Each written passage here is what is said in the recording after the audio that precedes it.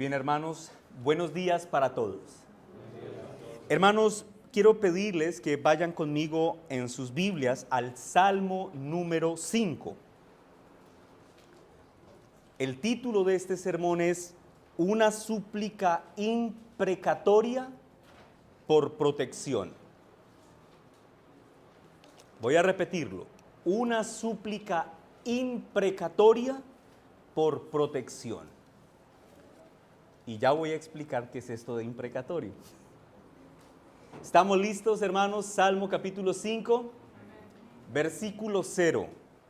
Al músico principal sobre Nehilot, Salmo de David. Escucha, oh Jehová, mis palabras, considera mi gemir. Está atento a la voz de mi clamor, Rey mío y Dios mío, porque a ti oraré. Oh Jehová, de mañana oirás mi voz. De mañana me presentaré delante de ti y esperaré, porque tú no eres un Dios que se complace en la maldad. El malo no habitará junto a ti. Los insensatos no estarán delante de tus ojos. Aborreces a todos los que hacen iniquidad. Destruirás a los que hablan mentira. Al hombre sanguinario y engañador abominará Jehová. Mas yo, por la abundancia de tu misericordia, entraré en tu casa y adoraré hacia tu santo templo en tu temor. Guíame, Jehová, en tu justicia. A causa de mis enemigos, endereza delante de mí tu camino, porque en la boca de ellos no hay sinceridad. Sus entrañas son maldad. Sepulcro abierto es su garganta. Con su lengua hablan lisonjas. Castígalos, oh Dios, caigan por sus mismos consejos. Por la multitud de sus transgresiones, échalos fuera, porque se rebelaron contra ti. Pero alegres en todos los que en ti confían. Den voces de júbilo para siempre, porque tú los defienden. En ti se regocijen los que aman tu nombre, porque tú, oh Jehová, bendecirás al justo, como con un escudo lo rodearás de tu favor. Amén. Muy bien, hermanos, recuerden que los encabezados de los salmos hacen parte del texto inspirado y nos dan información que es importante para que nosotros podamos interpretar el contenido del salmo, en este caso de estos 12 versículos. Bueno, este encabezado nos dice quién es el autor del salmo, y el autor es David. Pero además recuerden, mis hermanos, que los salmos son una oración que se escribía para que se le entregara al músico, eso es lo que dice este encabezado, al músico principal para que él lo musicalizara, pero en este caso con una variante pequeña, que lo musicalizara con elementos de viento. Eso es lo que parece significar la palabra Nehilot. Ahora bien, para muchos eruditos de los salmos, las similitudes que existen en los encabezados del Salmo 4 y del Salmo 5 sugieren o representan un claro indicativo de que entre los dos salmos existe una relación contextual. Es decir, que el Salmo 5 está, al igual que el Salmo 4, describiendo los acontecimientos que ocurren justo después de que Absalón, hijo de David, iniciara la revuelta en contra de su padre para tratar de usurpar el trono. Ahora, ¿cuál es el tema que está tratando este salmo? El tema que trata David en este salmo tiene que ver con una expresión de seguridad personal en la que David declara que Dios cumplirá su palabra, pero que al mismo tiempo, y aquí empiezan a agregarse detalles importantes, que al mismo tiempo Dios hará justicia a los malvados. Es decir, esta, mis hermanos, es una oración con la que tú y yo podríamos identificarnos muy fácilmente, ya que en ellas, en este salmo, se presenta un lamento individual que David eleva a Dios como consecuencia de los peligros que él está enfrentando en este momento. Sin embargo, este salmo contiene una característica muy especial. En el Salmo 3 y en el Salmo 4, ya David había elevado una plegaria de oración, una oración a Dios pidiendo su protección. Pero lo que hace distinto al Salmo 5 de los otros dos salmos que acabo de mencionar es que en este salmo David, inspirado por el Espíritu Santo, por primera vez en los salmos, va a incluir una oración a Dios por la caída de sus enemigos. Enemigos que hasta este punto ya sabemos han demostrado ser hombres sanguinarios, despiadados, dispuestos a dañar y a perseguir. Y en ese contexto, de forma muy instructiva para nosotros, David ora al Señor y le pide al Señor que responda con justicia a la rebeldía de sus enemigos, enseñándonos que en algunas circunstancias en específico, el pueblo de Dios puede y debe usar oraciones imprecatorias en contra de los enemigos del reino de Dios. Ok, pero ¿qué es una oración imprecatoria? Es importante que definamos el concepto. Una oración imprecatoria, mis hermanos, es aquella oración en la que el creyente invoca el juicio de Dios en contra de los enemigos de Dios y en contra de los enemigos de su pueblo. Voy a repetir esto otra vez.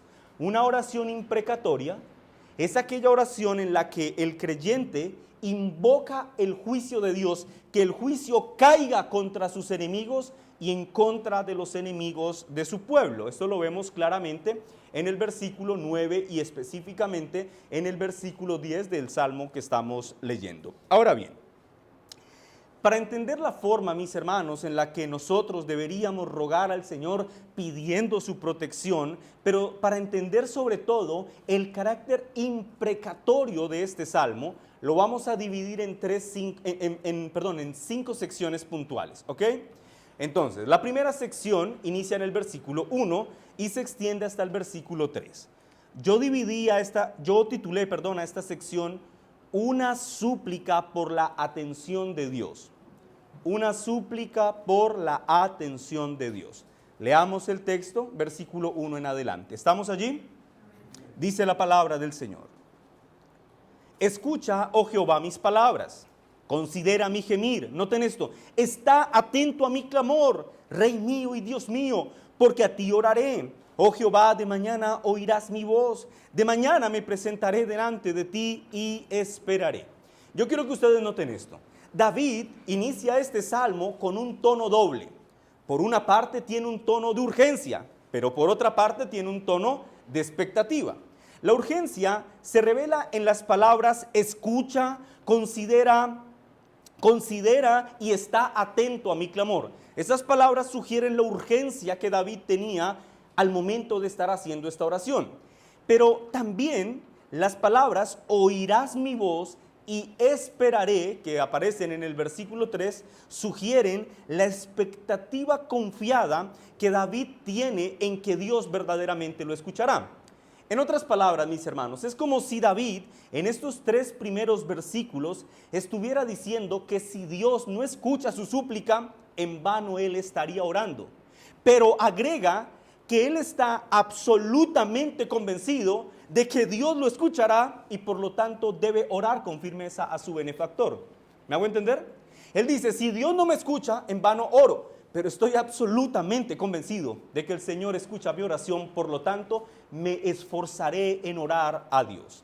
Ahora bien, David, mis hermanos, está tan convencido de que Dios escuchará su oración y que no lo dejará desprovisto de su auxilio divino, que cuando David se refiere a Dios, dice que Dios es su rey y su Dios. Destacando un elemento importante, mis hermanos, que como creyentes debemos tener presentes a la hora de orar. Y es que la razón por la que Dios nos escucha es porque Él es Dios y Rey. Eso significa que nosotros para Dios, su pueblo, no somos unos extraños ante Él. Que así como los reyes terrenales tienen que atender o escuchar las solicitudes del pueblo al que reinan, de la misma manera lo que David quiere decirnos es que los que confiamos en el Señor debemos tener la absoluta confianza de que nuestro Rey y nuestro Dios nos escucha y además no nos desampara. Ahora bien, en el versículo 3 se destaca un elemento, mis hermanos, importantísimo. David dice que la oración que está escribiendo, ¿a qué hora se está escribiendo? En la mañana. Probablemente, por el contexto circunstancial, se escribe este salmo la segunda mañana después del inicio de la persecución. Porque recuerden que el Salmo 3 se escribe la primera mañana. El Salmo 4 se escribe al cierre de ese día. Podríamos intuir que el Salmo 5 se está escribiendo a la mañana del segundo día después de la persecución. Ahora, ¿yo por qué he hecho este comentario respecto a la mañana? Porque yo quiero, mis hermanos, que durante algunos minutos nos detengamos a considerar el gran provecho práctico que esto tiene para nosotros. Quiero hablar un poco, mis hermanos, de las oraciones matutinas. Yo no sé si ustedes lo han notado en las Escrituras, pero regularmente las Escrituras nos muestran ejemplos como Job, como Pablo, que se levantaban temprano en la mañana a orar. Lo que quiero señalar es que las oraciones matutinas ocupan un lugar de preeminencia en las Sagradas Escrituras. Y yo creo, mis hermanos, que esto no es una mera casualidad. Las oraciones matutinas, cuando nosotros consideramos la vida de quienes las están practicando, vemos que ellas destacan la gran disciplina espiritual que tienen aquellos que las practican. Voy a repetir eso. Las oraciones matutinas destacan la disciplina espiritual de aquellos quienes las practican. El mejor ejemplo de disciplina espiritual en relación a las oraciones matutinas lo encontramos en el Señor Jesús, quien se levantaba muy temprano, cuando todavía estaba oscuro, a pasar tiempo en la presencia de su Padre Celestial. Marcos capítulo 1, versículo 35. Vayan conmigo al texto.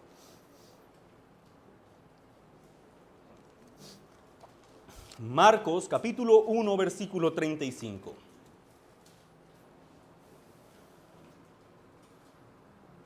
Amén, ¿estamos allí? Leamos lo que dice el texto.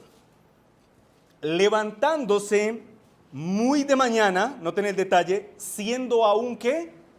Oscuro, salió y fue a un lugar desierto. ¿Y qué hacía allí? Oraba. ¿Quién estaba orando? Jesús.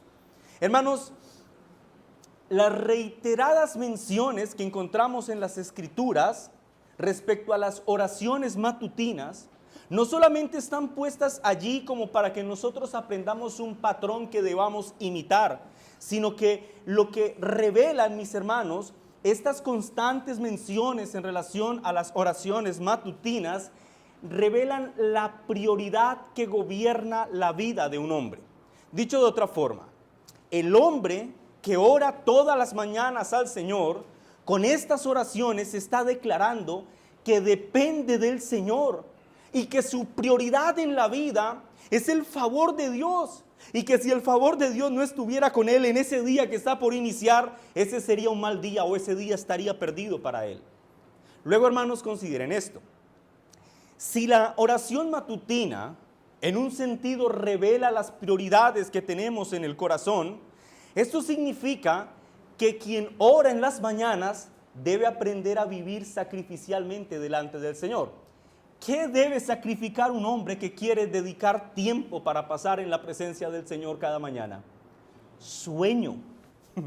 Piensen, por ejemplo, en un hombre que empieza su jornada laboral a las 8 de la mañana y para desplazarse de su casa al trabajo toma media hora.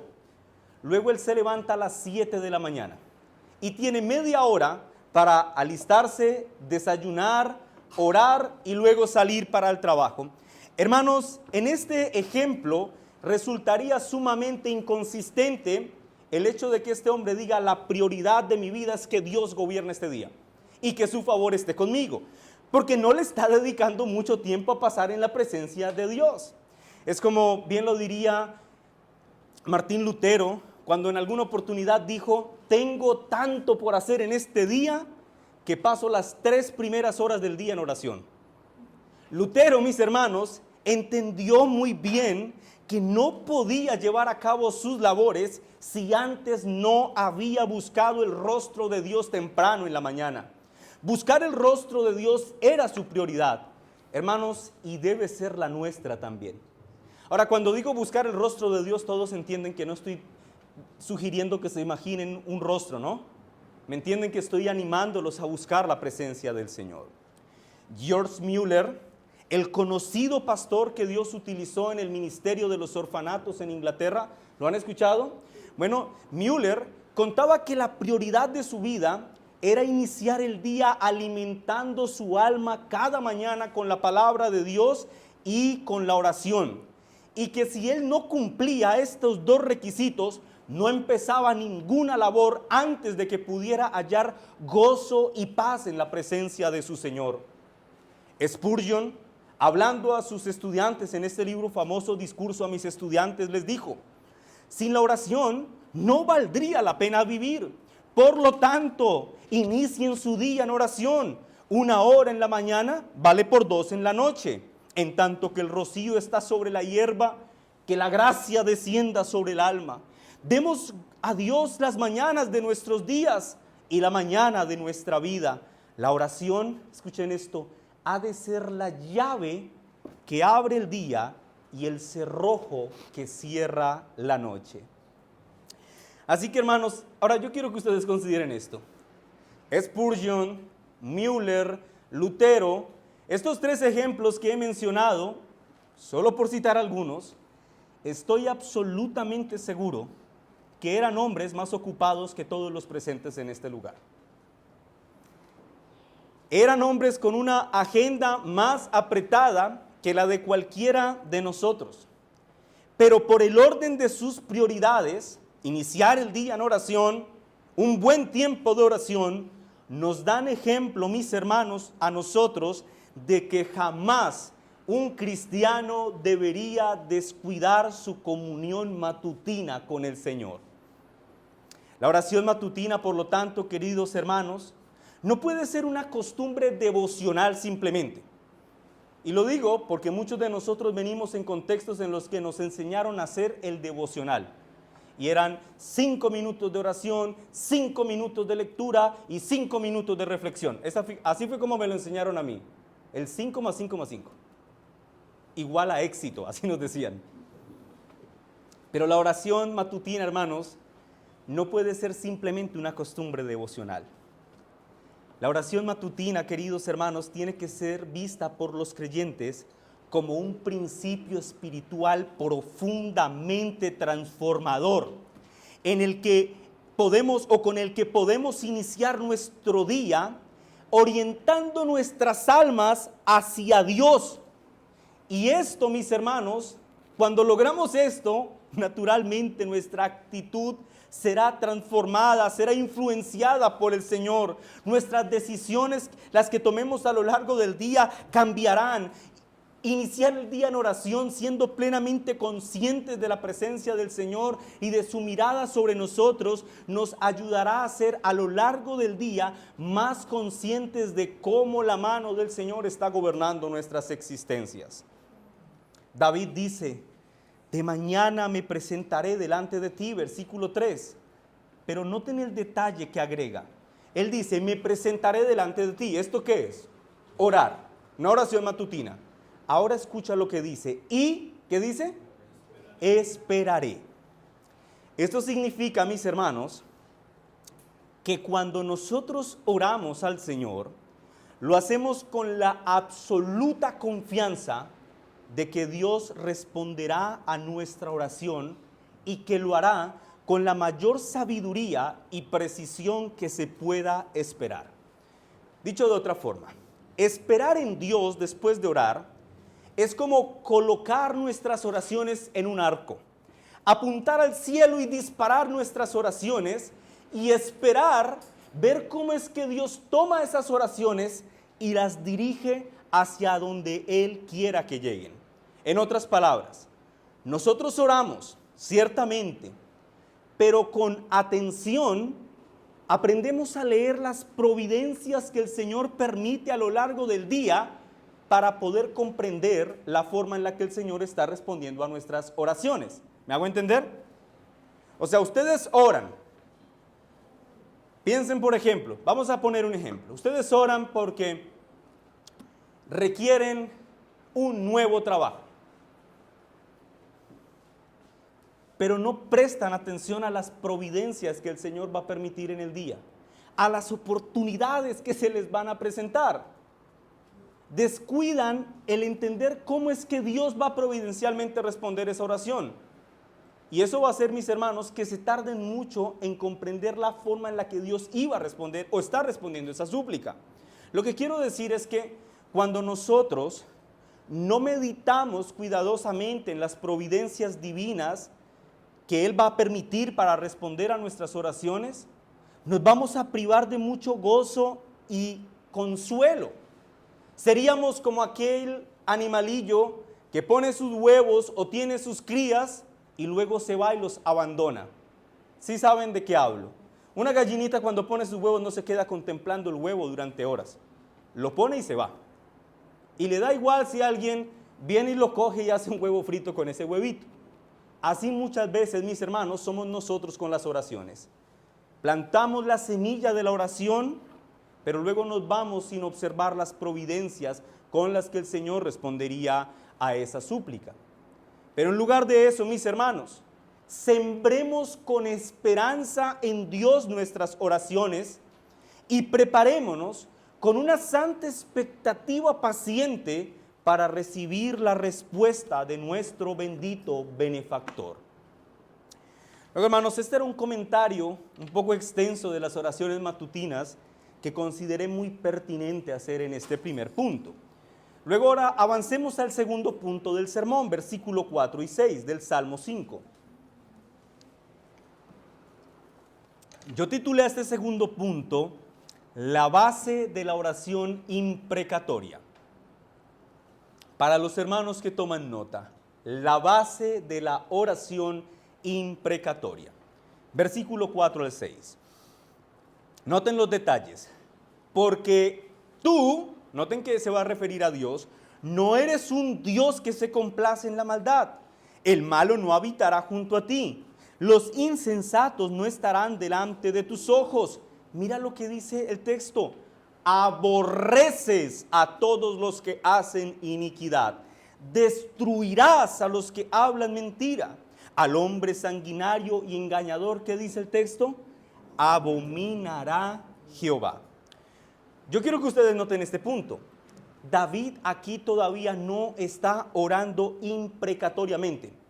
No está orando para que el juicio de Dios caiga sobre ellos, pero sí está estableciendo las bases teológicas por las cuales él orará por el juicio de Dios. ¿Y cuáles son las bases teológicas que David va a utilizar para que el juicio venga? Podríamos decir que la base es la teología propia. David va a apelar a quién es Dios. La base de la oración imprecatoria es Dios mismo y su justicia. David apela a la naturaleza divina para afirmar que los malos, es decir, los enemigos del reino, en otras palabras, los incrédulos, David apela a quién es Dios para decir que ellos, por quién es Dios, los malos no habitarán junto a él. Que los insensatos, otra referencia a los incrédulos, no estarán delante de su rostro. En otras palabras, mis hermanos, David define el estatus moral de los incrédulos como moralmente reprochables delante de Dios. Y tan reprochables son los incrédulos delante de Dios, hermanos, y escuchen esto con muchísima atención, que David dice que esos incrédulos reprochables, a esos incrédulos reprochables, Dios los aborrece. ¿Escucharon eso?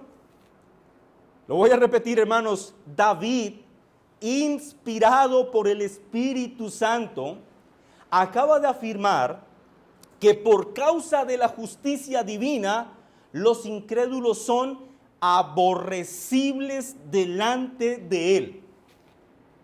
Y va a declarar unas líneas más adelante que serán destruidos por causa de su amor a la falsedad, por causa de su crueldad y por causa de sus acciones tramposas. ¿Ustedes escucharon eso? David, inspirado por el Espíritu Santo, dice que el incrédulo es aborrecible delante de Dios y que además será destruido.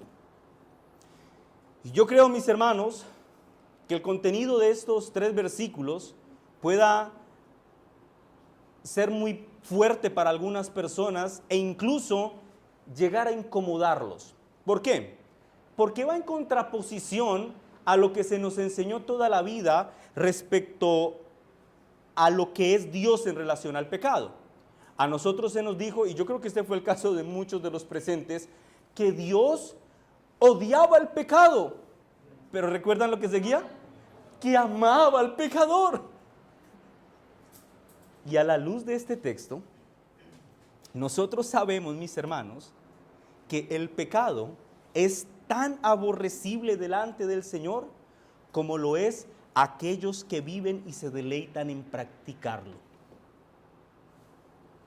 Si un hombre con su boca dice, Cristo gobierna mi corazón, pero con sus acciones manifiesta impiedad, a la luz de este texto, ese hombre debe tener la seguridad que Cristo no va a vivir en la sala de su corazón, mientras al mismo tiempo hospeda al diablo en el sótano de sus pensamientos. De manera explícita el texto dice que Dios los aborrece a los que hacen iniquidad. Ahora, esto es una referencia a aquellos que encuentran deleite en el pecado y no tienen intenciones de arrepentirse. Y el aborrecimiento del que habla este texto, mis hermanos, no es simplemente como un desagrado momentáneo. La expresión en el hebreo y en el griego hace referencia, mis hermanos, a una acción de aborrecimiento profundo que el Señor tiene. Profundo que el Señor tiene por el incrédulo. Por lo tanto, el ser aborrecido por Dios, mis hermanos, tiene que ser la cosa más terrible que a un hombre le pueda pasar. Ser aborrecido por Dios, mis hermanos, tiene que ser la cosa más terrible que un hombre pueda experimentar. Luego, esa situación no puede ser revertida por ningún hombre. Solo puede ser cambiada esta situación terrible por aquel bendito unigénito que derramó hasta su última gota de sangre en una cruz para limpiarnos de la inmundicia que nos separaba de Dios y nos hacía aborrecible ante sus ojos.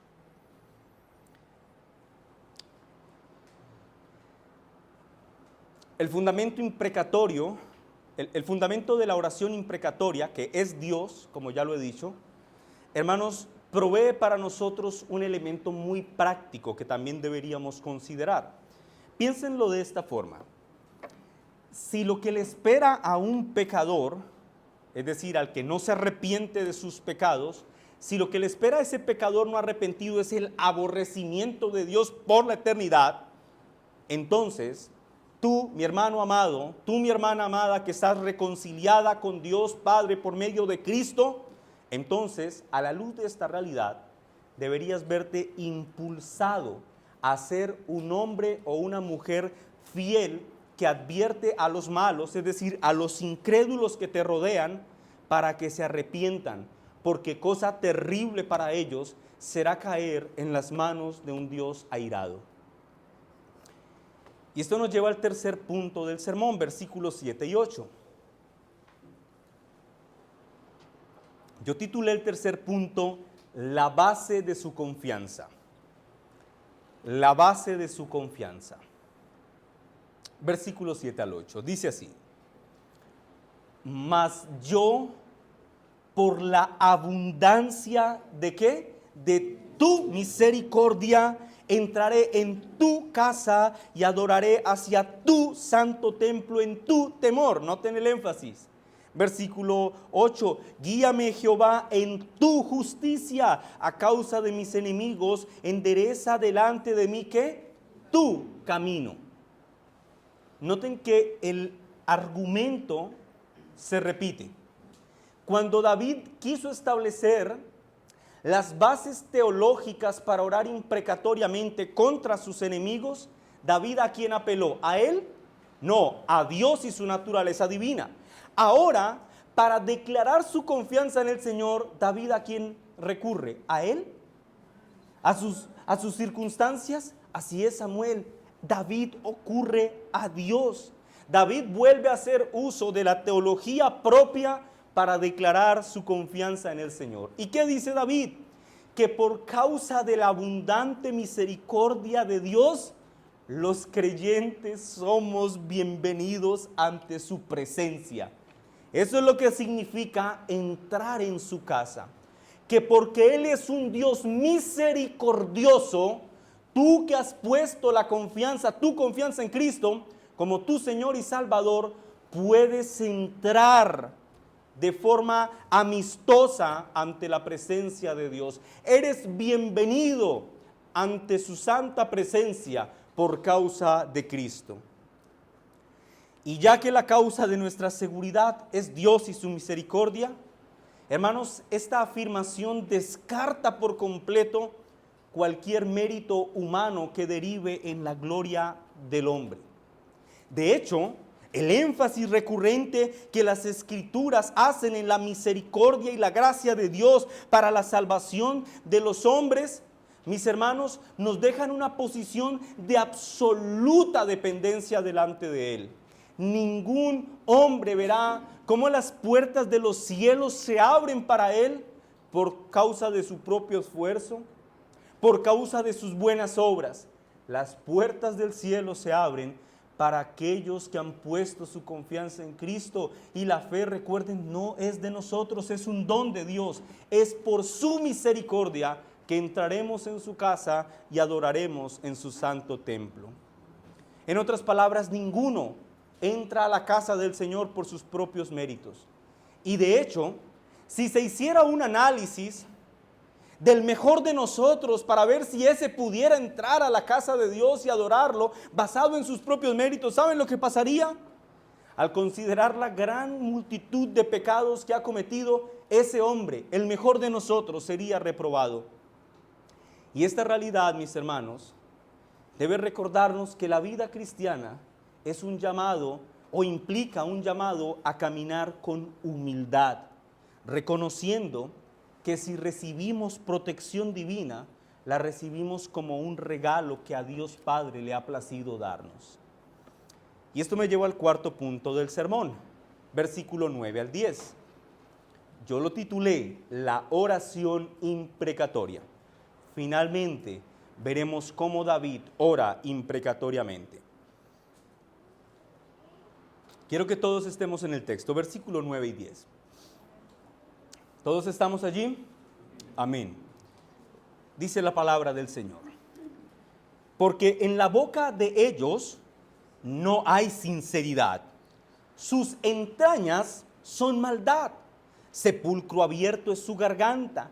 Con su lengua hablan lisonjas. Noten, hasta este punto David los ha descrito detalladamente. Lean conmigo el versículo 10. Castígalos, oh Dios. Caigan por sus mismos consejos, por la multitud de sus transgresiones, échalos fuera, porque se rebelaron contra ti. David en el versículo 9 hace una descripción de los malvados, pero escuchen que esto es importante. En esta descripción, David esencialmente está definiendo a todo incrédulo sobre la tierra. ¿Entienden eso? Porque quizá alguno piense, sí, eso es para gente que es terriblemente mala. Aquí está hablando de los enemigos del reino de Dios. Y en la descripción que David hace en el versículo 9, caben todos los incrédulos sobre la tierra, pues son enemigos de su reino. ¿Y cómo los define? David dice que son engañadores y amantes de la mentira, que están llenos en sus entrañas de maldad. Queriendo decir con esto, mis hermanos, que todo por dentro de los incrédulos está corrompido. Y además agrega que su boca es como un sepulcro. Es decir, que en su interior hay cosas asquerosas, llenas de pestilencia y de enfermedad. pero agrega un detalle a ese sepulcro, que es lo que hace que sea muy peligroso, y es que se encuentra abierto. Eso significa que sus gases y los hedores que salen de este sepulcro, mis hermanos, se pueden esparcir para traer muerte y destrucción a los que le rodean. Y así, como un mismo sepulcro puede devorar muchos cadáveres y aún estar dispuesto a devorar más, lo que está diciendo David es que del mismo modo los malvados avanzan en su nefasta pesquisa por buscar a quién devorar. Pero David también los define como hombres lisonjeros, es decir, como engañadores astutos, como aduladores de las otras personas. Y describiéndolos como lisonjeros en un contexto de un mal comportamiento, lo que David quiere decirnos es que estos hombres son como aquel lobo que lame al cordero mientras se prepara para mojar sus dientes en la sangre de su víctima. Y en relación a estos malvados descritos en el versículo 9, David dice en el versículo 10, a esos hombres, castígalos, oh Dios, caigan por sus mismos consejos, por la multitud de sus transgresiones, échalos fuera, porque se rebelaron contra ti. Esta es la oración imprecatoria. ¿Qué es una oración imprecatoria? Recordémoslo. Es aquella oración en la que el creyente invoca el juicio de Dios en contra de los enemigos de Dios y en contra del pueblo de Dios. Y David, aquí en el versículo 10, ora imprecatoriamente. ¿Y qué es lo que le pide a Dios en su oración imprecatoria? Que frustre los planes malvados de ellos y que juzgue sus conspiraciones. Ahora aquí viene una buena pregunta que debe responderse en medio de este sermón. Los creyentes del nuevo pacto, es decir, ustedes y yo, ¿podemos recurrir a las oraciones imprecatorias? Es decir, nosotros podríamos invocar la venganza de Dios sobre sus enemigos y sobre los enemigos de su iglesia. La respuesta es un rotundo sí, pero con cuidado. Sí, pero tengan en cuenta los siguientes elementos. El puritano William Gurnall, quien habló ampliamente sobre las oraciones imprecatorias, estableció 4 principios claves que nosotros deberíamos considerar antes de hacer uso de las oraciones imprecatorias. Los voy a citar explícitamente. En primer lugar, Gurnall dice que las oraciones imprecatorias nunca deben dirigirse contra enemigos personales. Es decir, una oración imprecatoria no es un elemento personal para vengarme de un enemigo. De hecho, esto sería absolutamente contrario a lo que Cristo enseñó de que los creyentes deben amar a sus enemigos. Por lo tanto, no deberíamos dirigir nuestras oraciones imprecatorias hacia un enemigo personal como si se tratara de un arma con la que yo puedo herirlo puntualmente a esa persona. En segundo lugar, Gurnall dice que las oraciones imprecatorias deben enfocarse en los planes de los malvados y no en las personas que los cometen. Es decir, debemos orar contra las maquinaciones que buscan dañar a la iglesia más que contra los individuos específicos que las practican. En tercer lugar, Gurnall afirma que las oraciones imprecatorias, y esto se parece mucho al anterior, deben usarse siempre en contextos generales y no específicos. Pero en este punto lo que Gurnall quiere señalar es lo siguiente, que tú y yo no sabemos si ese que es enemigo de Dios y de la iglesia hoy será mañana un hermano. Y por lo tanto, tú debes orar en términos generales, dando siempre espacio en tu oración a que si Dios quiere, le conceda arrepentimiento y fe a esa persona. Y en cuarto lugar, Gurnall sugiere lo siguiente: la oración imprecatoria siempre debe buscar la gloria de Dios como objetivo principal. El objetivo central de la oración imprecatoria no es que se haga justicia a lo que tú consideras injusto. es que Dios sea glorificado. Ese es el propósito de las oraciones en general, que no debe perderse de vista de las oraciones imprecatorias. Ahora bien, en síntesis podríamos decir que sí podemos recurrir a las oraciones imprecatorias, pero debemos hacerlo siempre con temor y reverencia. Debemos suplicar al Señor que nos dé discernimiento para entender cómo hacerlo. Debemos enfocarnos en su justicia divina y en su gloria. Y sobre todo, deberíamos evitar motivaciones personales o de venganza en medio de estas oraciones. Ahora bien, hay algo que me parece muy importante que se destaque de las oraciones imprecatorias. Y es que siempre que hablamos de oraciones imprecatorias, nos parecen como manifestaciones muy fuertes, como acciones muy contundentes, que generalmente en nuestras mentes las relacionamos como con algo que va a ir en detrimento de las personas.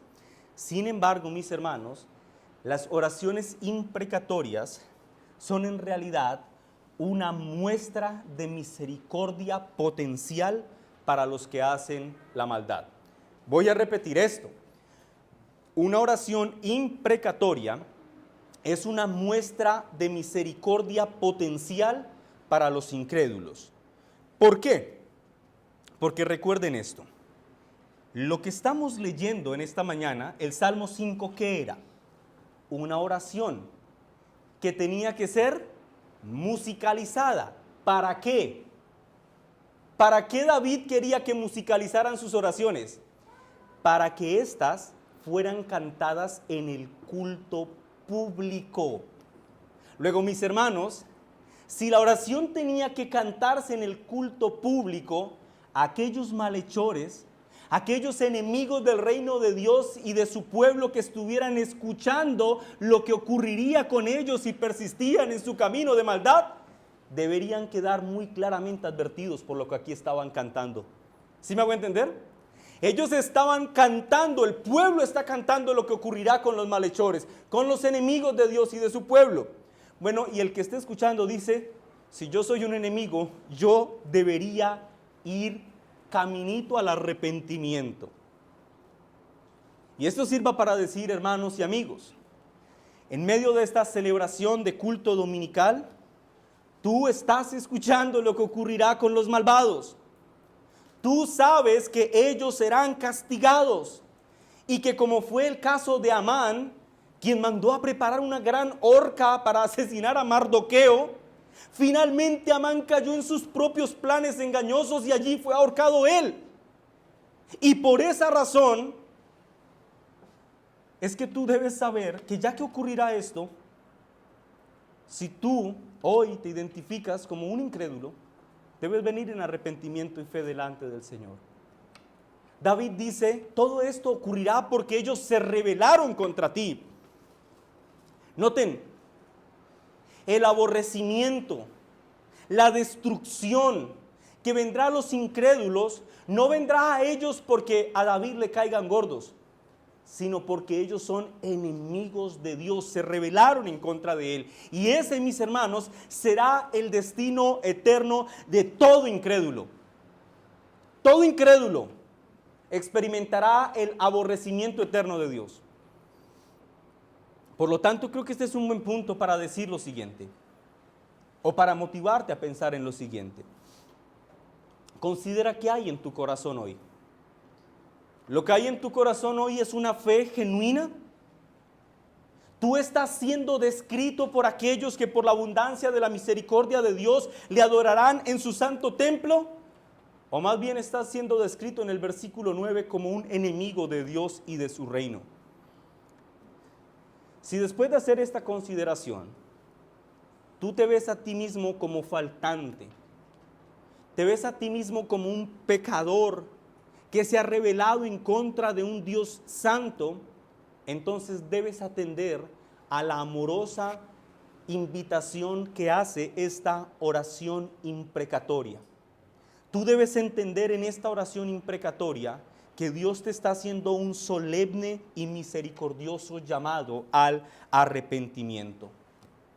Si a plena conciencia tú te identificas con aquellos que han pecado en contra de un Dios santo y no te has arrepentido de tus pecados, y además entiendes que el destino eterno que espera por ti es el aborrecimiento de Dios, entonces se encuentra en estas palabras que estás escuchando ahora mismo una dulce invitación para que tú vengas delante del Señor en arrepentimiento y fe y declares que Él es Rey y Dios. Ora a Él y suplica por perdón.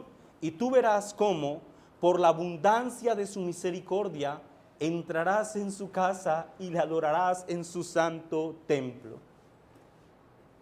Y esto me lleva al quinto punto del sermón. Versículo 11 y 12. Yo titulé a este último punto la declaración final de alegría. Repito, la declaración final de alegría. Versículo 11. Noten esta primera palabra tan bella.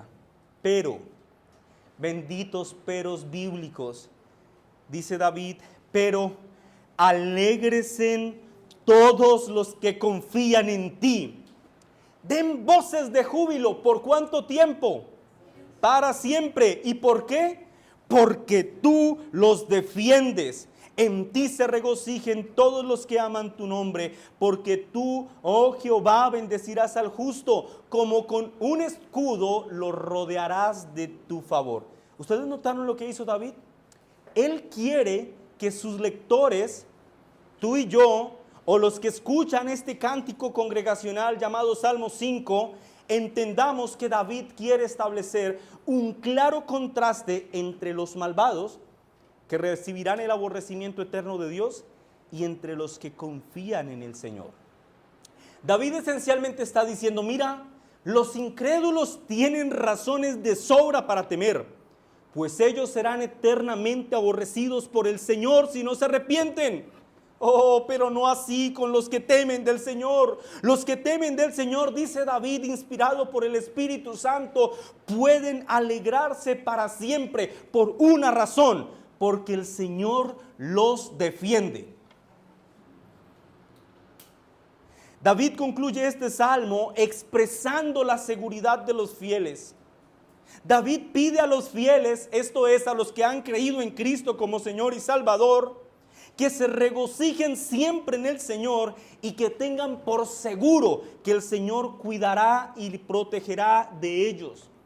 Y eso significa, hermano y hermana, que tú que me escuchas, debes abrazar el pacto divino con todo tu corazón y que las promesas de Dios que ha hecho en su plenitud en el pacto de gracia son ciertamente para aquellos que han puesto su confianza en el bendito Hijo, que se han aferrado a la cabeza federal de este pacto, esto es, a Cristo Jesús. Creyente amado, hermano querido, a la luz de este cántico de alegría que acabas de escuchar, yo quiero animarte a entregar todas tus causas y cargas en las manos del Señor, recordando que el Señor para el creyente es como un escudo que le protege con su favor. Y en este contexto, la expresión escudo no es como nosotros en nuestra mente consideramos los escudos. Si ustedes piensan en un escudo, ¿en qué piensan? Exacto, hermano, en un circulito, el Capitán América, que protege unas partes del cuerpo sí y otras no. Pero no, mis hermanos, esa no es la clase de escudos que David tiene en mente cuando él escribe. David tiene en mente un escudo que desde el piso subía casi 2 metros por encima, desde su origen casi 2 metros. Es decir, este era un escudo que protegía todo el cuerpo. Por lo tanto, que Dios sea nuestro escudo significa que la totalidad de nuestro ser se encuentra seguro en Él y que por su gracia seremos preservados hasta el día final. Ahora, tú y yo hemos escuchado varios elementos prácticos de este salmo a lo largo de la enseñanza. Pero permíteme terminar esta exposición del Salmo 5 sugiriendo 3 aplicaciones adicionales. Como ya lo he dicho, los salmos, mis hermanos, son claramente instructivos para la vida de los cristianos. Me gusta mucho como James Hamilton, hablando de los salmos, dice que los salmos son la escuela de la oración cristiana. Es decir, si tú quieres aprender cómo orar correctamente, lee los salmos. Y en esta clase del Salmo 5, mis hermanos, además de las muchas aplicaciones que ya hemos podido extraer del Salmo, yo quiero que consideres estas tres adicionales. En primer lugar, en este Salmo, David nos da ejemplo de cómo los cristianos, y este es el punto, cómo los cristianos debemos ser consolados al considerar la naturaleza divina de nuestro buen Dios. Recuerden que David, aquí en este salmo, ha suplicado la misericordia de Dios, pero también ha suplicado su justicia. Luego, ¿cuál ha sido el fundamento que David ha utilizado para sus súplicas? ¿Él? ¿Sus circunstancias? ¿Su personalidad? No. David ha apelado una y otra vez a quién es Dios. En otras palabras, lo que genera seguridad en el corazón de un creyente que pasa por momentos difíciles no es el pensar quién o cómo resolverá su situación, sino es la confianza que él tiene en aquel divino y eterno benefactor que desde los cielos lo ve y que es un escudo que le protege. Pero además, yo quiero que ustedes dentro de esta misma primera aplicación noten que todas las bendiciones de las que habla este salmo y las palabras de consuelo que da en este salmo son dichas de manera exclusiva para los que temen del Señor. Versículo 7, mas yo por la abundancia de tu misericordia entraré en tu casa y te adoraré en tu santo templo. ¿En qué? En tu temor. Así que, hermano, si tú quieres vivir apropiado del consuelo y la seguridad que expresa este salmo, tienes que caminar por la senda del temor del Señor. Hermano amado, teme del Señor en medio de tus aflicciones y confía en que Él pronto responderá con justicia y con misericordia. Esto nos lleva a la segunda aplicación. De este salmo, mis hermanos, nosotros aprendemos que debemos pedirle diariamente a Dios que nos guíe en su justicia y que enderece nuestro camino delante de Él. Versículo 8, guíame Jehová en tu justicia, a causa de mis enemigos, endereza delante de mí tu camino. La exhortación del Salmo es evidente y práctica, hermanos. Ningún cristiano debería iniciar su día como lo inician aquellos que no temen del Señor. Debemos dedicar tiempo diariamente para pasar en la presencia del Señor, pero un tiempo que es oportuno, necesario y que no puede faltar en la vida del cristiano es buscar matutinamente el rostro del Señor en oración. ¿Cómo sabes lo que ocurrirá en el día? ¿Tú sabes lo que ocurrirá a las 10 de la mañana? ¿A las 11, a las 12, a la 1, a las 5? No.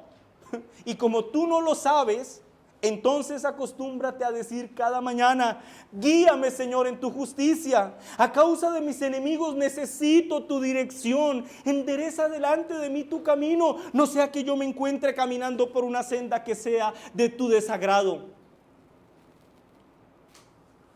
Que Dios sea, mis hermanos, el primer pensamiento que los cristianos tengamos cada mañana en nuestras mentes. Y en tercer y último lugar, de este salmo también podemos aprender que la manera más apropiada para responder a nuestras dificultades es siempre en oración y confiando en el Señor. Repito esto. ¿Cómo responder a las dificultades? ¿Cuál es la forma apropiada? Orando y confiando en el Señor. ¿Y por qué esta es la aplicación final del Salmo? Porque recuerden, hermanos, que cuando David escribe estas palabras, está siendo afligido y perseguido porque su hijo, con los que lo acompañan, lo persiguen para asesinarlo. Y en medio de esas circunstancias, David guiado por el Espíritu Santo, recurre a Dios en oración y luego expresa su confianza en Él. Pero no solo eso, se declara confiado porque él sabe que está protegido por el Dios del universo. Dicho ejemplo cristiano debería servirnos para inspirarnos a todos nosotros a que, como David, aprendamos a orar a Dios y a declarar nuestra confianza en Él, aún en medio de las situaciones y dificultades más adversas. Amén y amén. Vamos a orar, hermanos.